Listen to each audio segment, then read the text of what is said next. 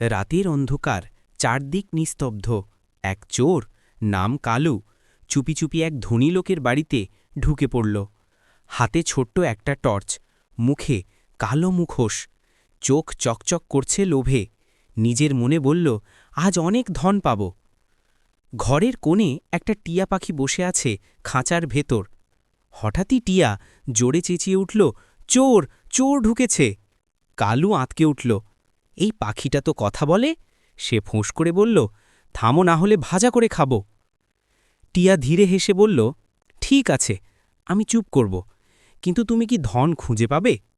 কালু অবাক হয়ে জিজ্ঞেস করল, তুমি জানো কোথায় আছে? টিয়া বলল, হ্যাঁ, বড় আলমারির ভেতর। চোর দৌড়ে গিয়ে আলমারির দরজা খুলল। ঝরঝর করে তার মাথার ওপর দিয়ে পড়ল বালতি ভর্তি ঠান্ডা পানি। কালু ভিজে একাকার, হাঁপাচ্ছে আর কাশছে। টিয়া হেসে বলে, এই আলমারি নয়, বাথরুমেরটা। রেগে গিয়ে কালু ছুটে গেল বাথরুমের দিকে।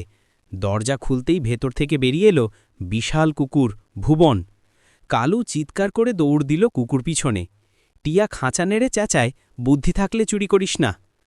সকালে মালিক ফিরে এসে টিয়াকে দেখে হেসে বলল, তুই তো আমার পাহারাদার।